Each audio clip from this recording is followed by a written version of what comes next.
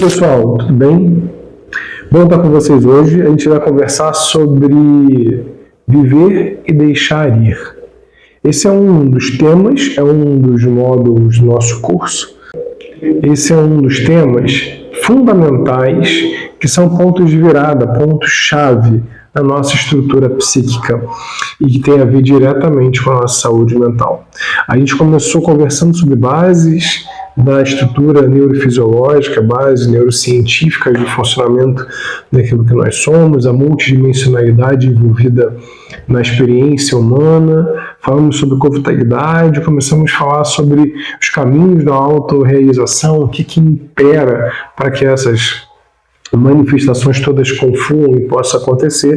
E hoje a gente vai entrar num tema que é delicado, é um tema que fala sobre separação, é um tema que fala sobre como viver e deixar ir.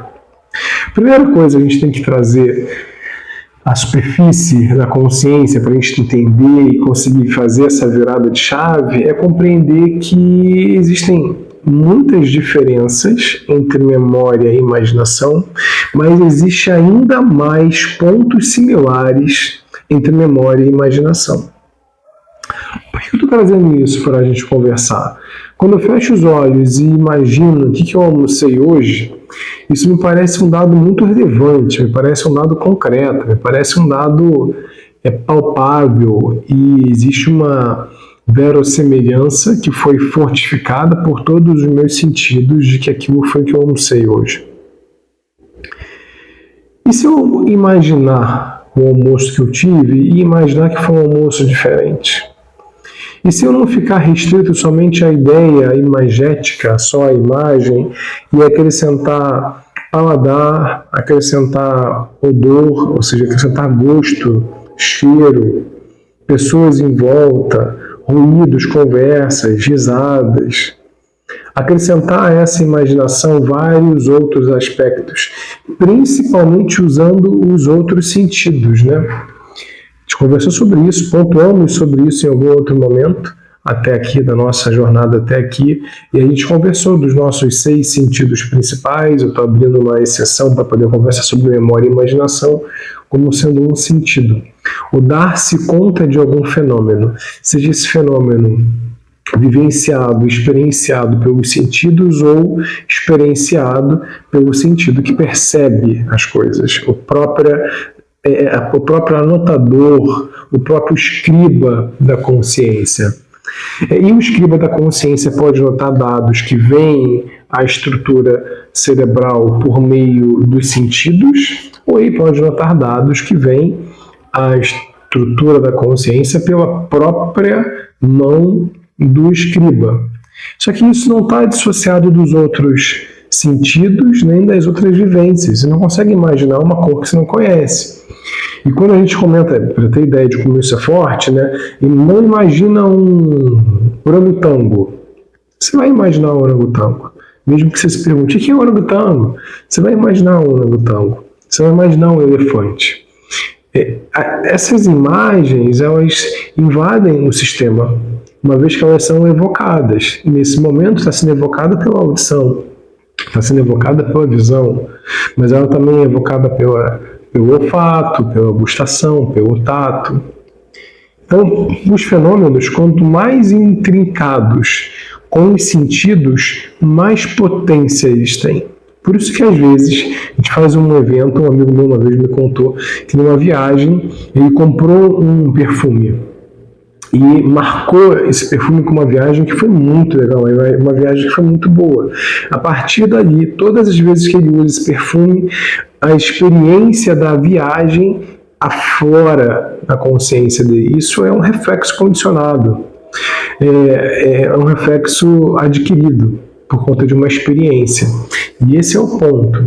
A gente tende a gerar reflexos condicionados, reflexos vivenciados e adquiridos que correspondem uma chave A a um evento B. E não necessariamente as duas coisas estão presentes. E se a gente faz isso de maneira continuada e inconsciente, a gente também pode fazer isso de forma consciente e associar determinados reflexos a determinada circunstância presente. Isso impacta muito porque a gente entende que somos possibilidade de ajuste em cima de um molde. Nós não somos totalmente definidos pelas estruturas que nos predecederam, né? Que nos precedem. Não somos reféns da hereditariedade nem da cultura. Dentro daquela estrutura multidimensional, você vai lembrar do círculo, vou colocar aqui em algum lugar para a gente relembrar isso rapidinho. Lá na base, na estrutura, que eu tenho DNA e ambiente, na anteposição eu tenho os sentimentos, que são o somatório geral da ótica que a gente enxerga o mundo. E como é que a gente entende isso? Bota uma lente. Você bota uma lente verde, o mundo fica verde. Você bota uma lente rosa, o mundo fica rosa. Você bota a lente dos teus sentimentos, que são um somatório vetorial que não tem uma causa, como as emoções. Nós falamos sobre isso lá atrás. E entender isso agora é de suma importância, porque os seus sentimentos vão agir de maneira a modificar o filtro da tua consciência, modificar o filtro da tua capacidade de entender e enxergar os fenômenos. Então, lidar com os sentimentos e essa organização vetorial que é simbolizada por essa lente que enxerga a realidade, ela de fato impacta em como a gente experiencia a nossa estrutura e como a gente experiencia o nosso ambiente. E é por isso que mudar a estrutura, mudar o ambiente, mudar a alimentação modifica os sentimentos. E a partir da modificação dos sentimentos eu consigo atacar esse ambiente intracelular e metabólico. Quando eu vivencio momentos de ruptura, quando eu vivencio momentos de prazer, momentos de grande alegria, momentos que me geram algum tipo de impacto, e essa é a palavra, impacto, ela corre na minha rede neural, como a gente já mostrou em outro momento, atuando tanto no meu sistema límbico quanto no meu sistema decisório, entre aspas, no meu córtex pré-frontal, que dá a percepção de que eu tenho decisão sobre alguma coisa. Quando esses aspectos estão unidos harmoniosamente, eu tenho uma percepção de um fenômeno, uma memória. E a mesma rede é utilizada na formação da imagem, da imaginação. Claro que são um pouquinho diferentes, mas existe um default network, uma área de rede neural comum a essas duas, ligando o hipocampo, ligando o giro do símbolo, ligando córtex pré-frontal. Não importa os nomes, o ponto as duas, memória e imaginação, usam a mesma rede, um pouco diferente, algumas alterações, mas elas usam basicamente a mesma rede. E é muito difícil, quando hoje eu lembro de algum evento, eu ter a percepção de que esse de fato foi o evento ocorrido. Se essa não é a história que eu estou me contando, se essa não é o impacto emocional da lente dos sentimentos em cima daquele processo. Você entende o que eu estou querendo te dizer? Preste atenção, vem comigo, olha só. Se a rede é comum e o fenômeno é vivenciado, e se eu fecho os olhos e uso um perfume de um momento positivo e aquilo impacta na minha rede neural inteira, me dando sensação de prazer, é porque não é um perfume sozinho. É como esse perfume foi codificado.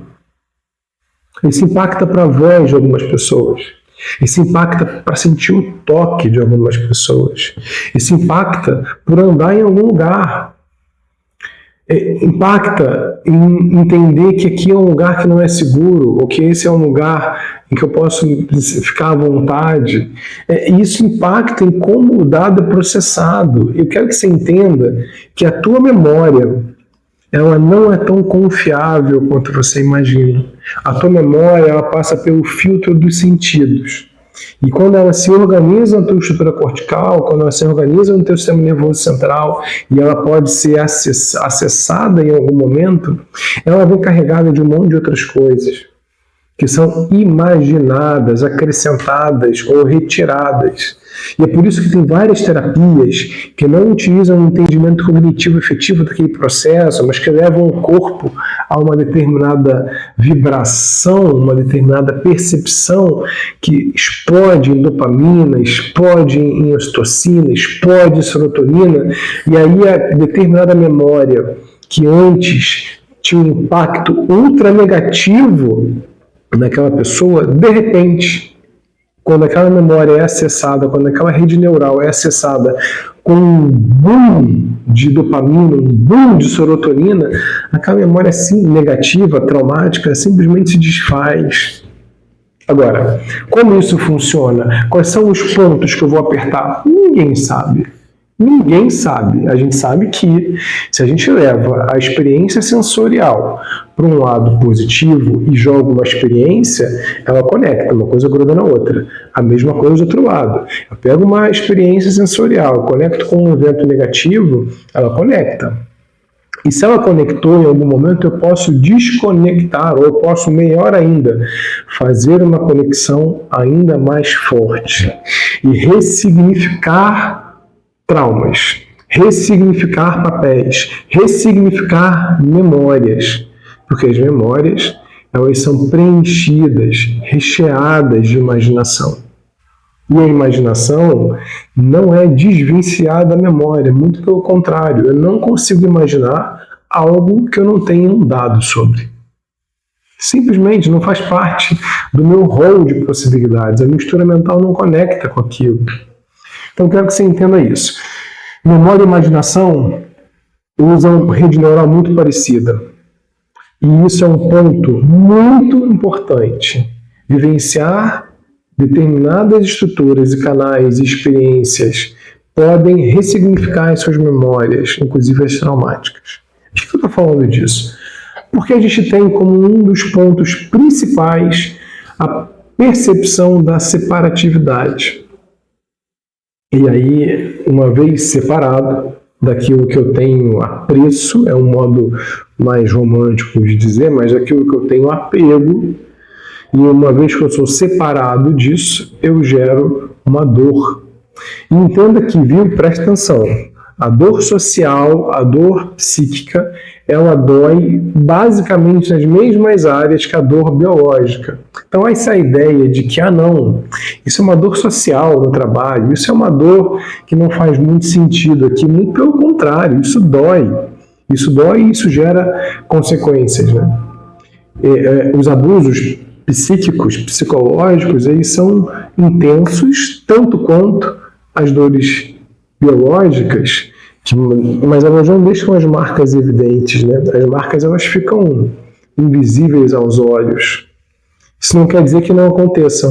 Então, toma muito cuidado e atenção e carinho na hora de ter que ser adaptar o filtro para restringir determinada circunstância ou pessoa. Toma cuidado, porque isso gera dor, isso gera percepção de dor na pessoa. Somos muito sensíveis, né? Isso é muito legal. A separatividade, a percepção da separação daquilo que eu tenho apreço ou que eu tenho apego, e está tudo bem com a palavra apego, vamos desmistificar isso. Acabou esse papo, eu não posso me apegar. Balela. Se não se apegar, não gera memória, não tem imaginação. Se não se apegar, não tem sonho. Se não se apegar, não tem potência, não tem impacto. O apego é natural, é experiencial, é uma virtude humana. Sem apego não tem memória, sem apego não tem história, sem apego não tem construção de psique. O apego é fundamental. O que eu não posso é encharcar o meu arroz de apego. Então deixa o seu arroz com apego, mas bota apego na medida certa, né? Não hipervaloriza isso, não bota sal demais. Então, no momento que eu tenho uma separação de alguma questão, que eu tenho apreço, que eu tenho apego, isso gera dor. E aí eu tenho que aprender a lidar com isso, de alguma forma. Eu tenho que aprender a criar as estratégias e rituais envolvidos no processo de despedida.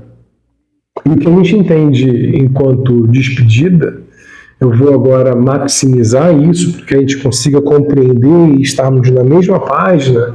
Entenda isso como um luto. E é um luto, tá? É um luto. Ter que separar de algum objeto que você tem uma história muito relevante, ter que separar de uma pessoa que você tem uma história muito relevante, ter que separar de um país, ter que separar de uma linhagem, gera esse momento de luto. E o luto é experienciado, teoricamente, eu super acho que faz sentido, em 5 fases, né?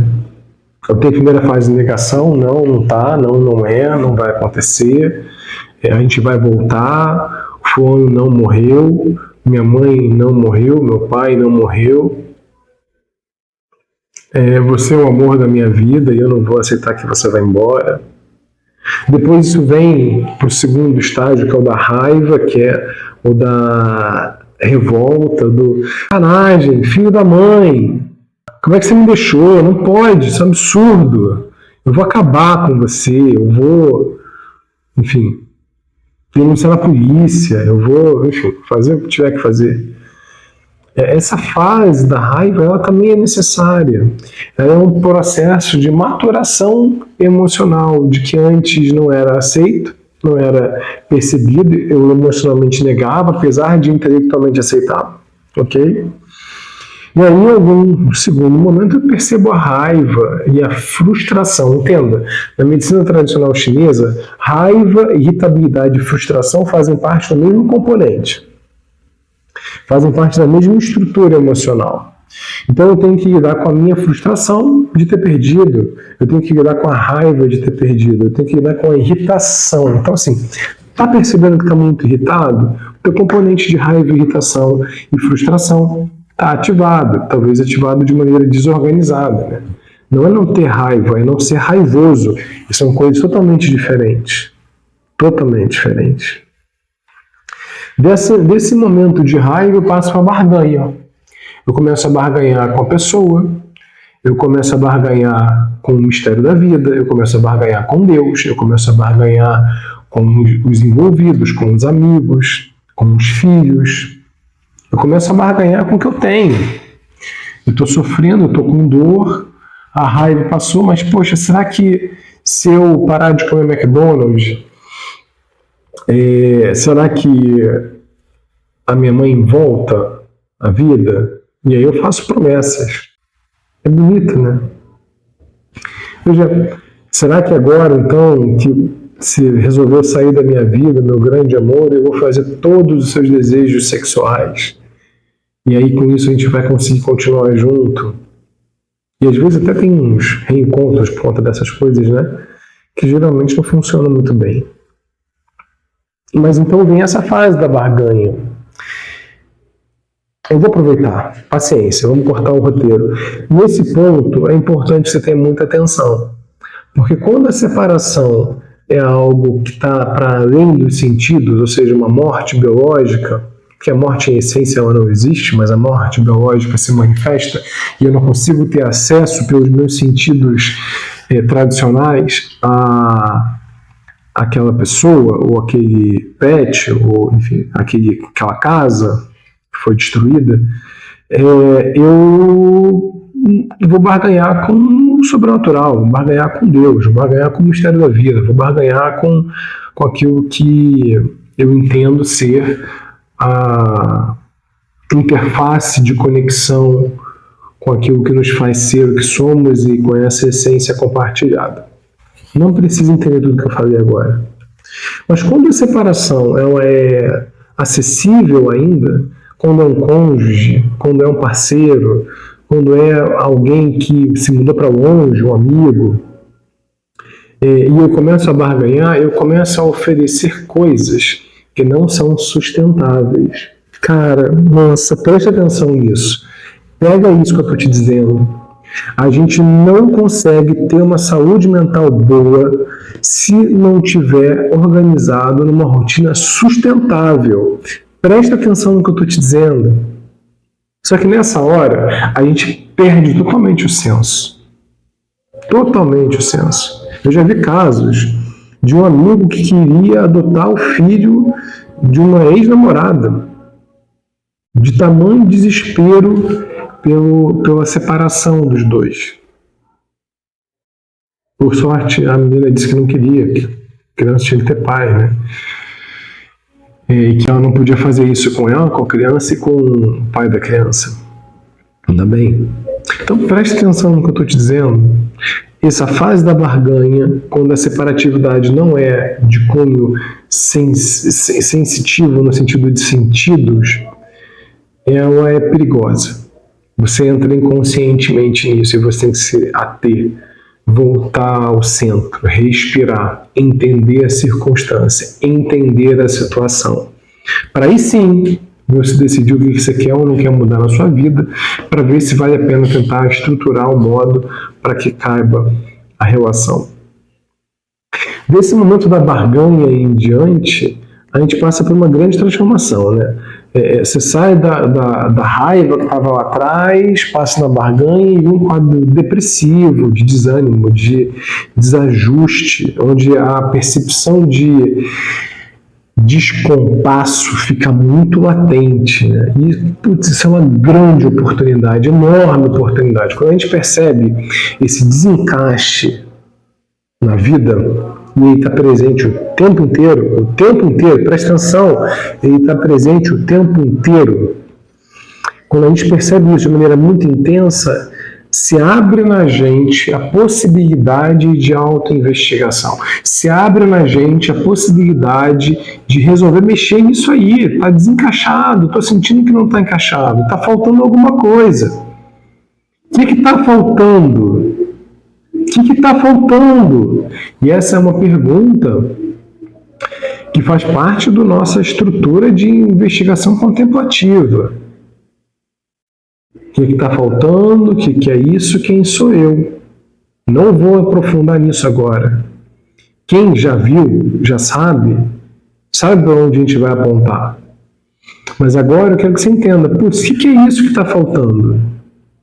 E a sensação emocional que vem quando a gente está em meditação, quando a gente está em fase contemplativa, ou quando a gente está em flow, é que não falta nada. Mas nesse momento do luto, depois do quadro da barganha, quando eu entro no quadro depressivo efetivo, eu sinto falta de uma coisa que eu não sei qual é. E vou te dar uma dica, assim, reta, um corte. Nada substitui essa sensação de fazer falta. Você pode botar o que você quiser, você pode botar mais comida, você pode botar mais sexo, você pode botar drogas, não deve, mas pode, posso te impedir. Pode botar viagem, pode botar trabalho, pode botar o que você quiser. Todos nós já fizemos isso, já fiz isso diversas vezes, inúmeras vezes. E aí, em algum momento, essa fase dessa latência grande de que falta alguma coisa também se esvai e vem uma aceitação do processo. É como se tivesse cicatrizado, né? Machucou, cortou, em algum momento aquilo cicatriza. Mas cicatriza estando ali, né? Ela deixa uma marca emocional, uma marca psíquica, uma marca intelectual, uma marca na nossa visão de mundo. Que é como o pessoal vai arriscar e vai dizer, deixa uma marca na alma, né? Deixa a alma tatuada. E fica. Para simplificar, a alma fica tatuada, fica marcada, ela ganha uma cicatriz. Que é um fato. E aí, para a gente lidar com isso, a gente vai trazer um exercício lindo. E veja, olha só, tá? Nada do que a gente está conversando aqui foi o que inventei.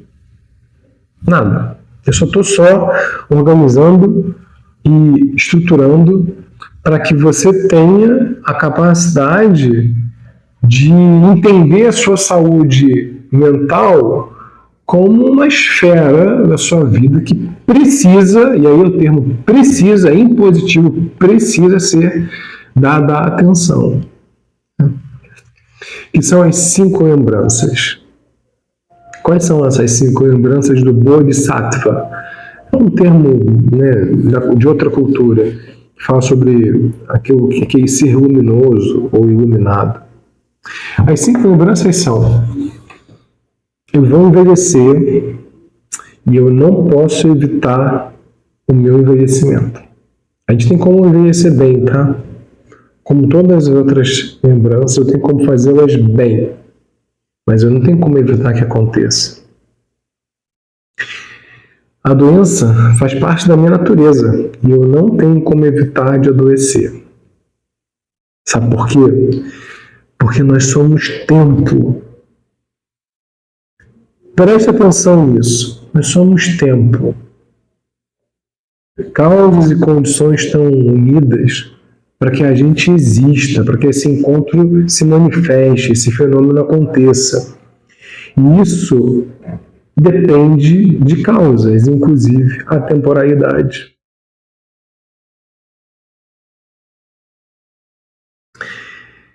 Então, o corpo, a estrutura biológica que sente, percebe, se imagina, se entende como vivenciando, escolhendo, decidindo, optando.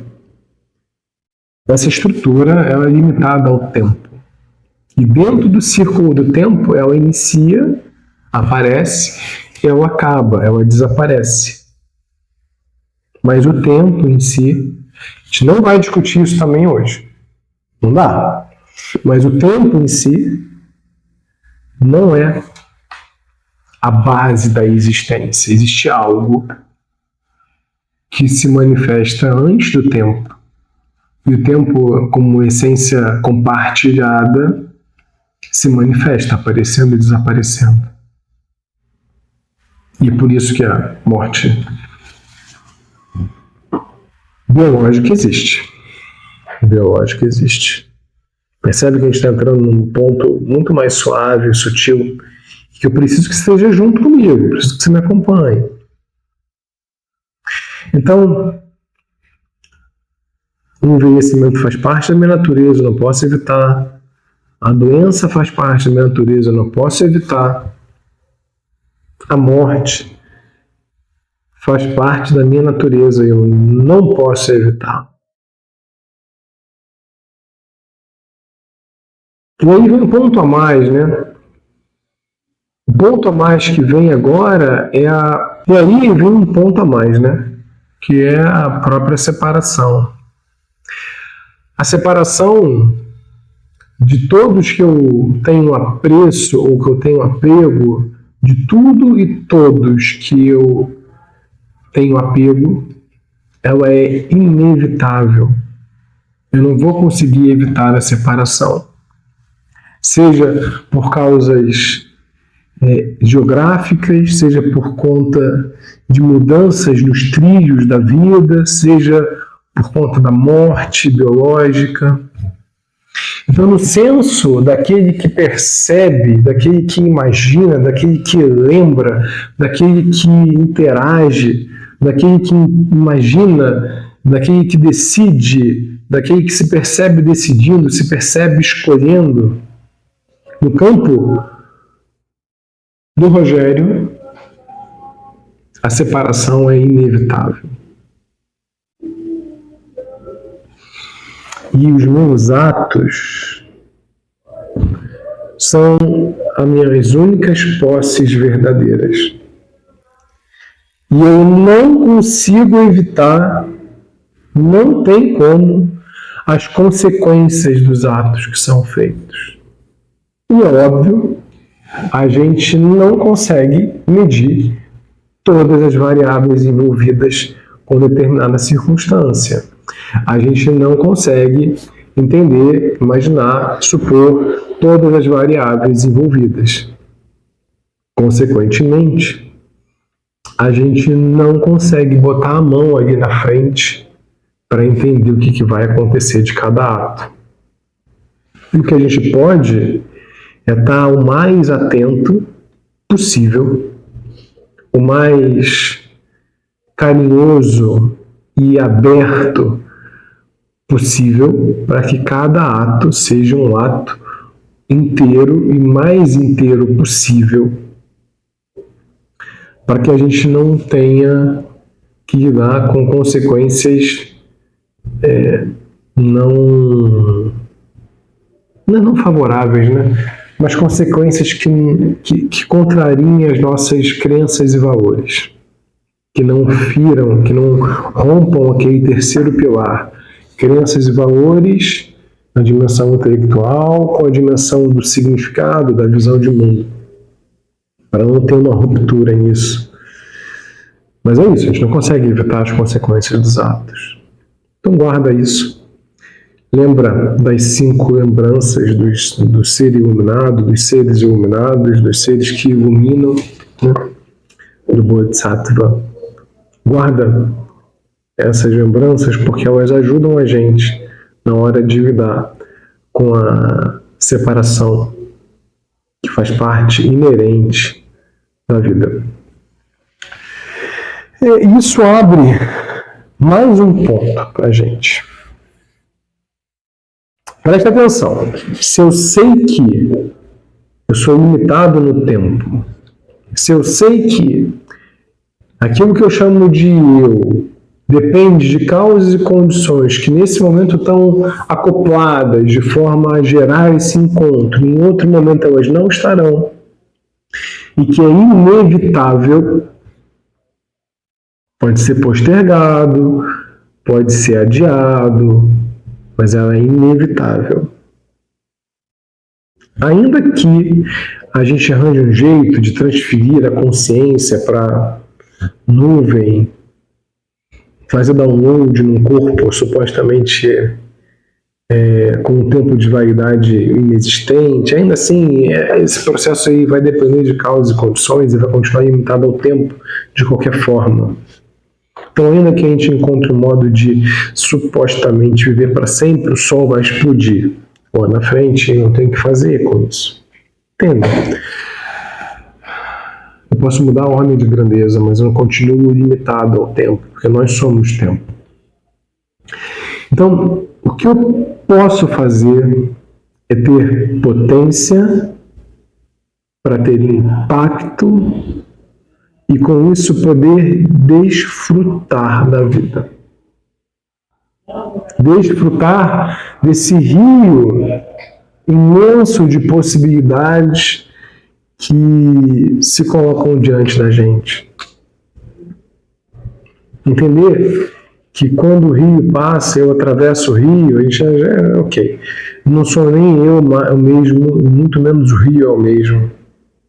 Entender que a cada circunstância, então, a cada respiração, a gente está sendo recriado. Que a cada respiração que nos respira, a gente tem a possibilidade nova de invenção, de adaptação, de molde.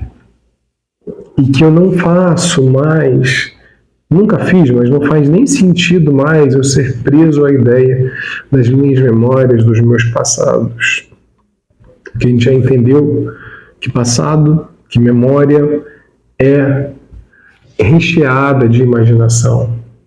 A memória não é um dado objetivo. Não existe dado objetivo. Então, se parte desse dado somastesicamente referenciado por vários sentidos que dão a sensação de que ele aconteceu de verdade, ele é imaginado, recheado, filtrado pela ótica dos sentimentos, pela lente dos sentimentos. Então, entenda, é escasso. O nascimento humano, de fato, é precioso. Ter a possibilidade de estarmos aqui nessa conversa, nesse encontro. Encontro de coração para coração, encontro inteiro, discutindo sobre viver e deixar ir. Entendendo que compreender esses fenômenos do meu subjetivo ajudam na construção de uma saúde mental sustentável. Entender que isso faz parte desse mesmo rol, desse mesmo processo, leva sempre ao caminho da celebração.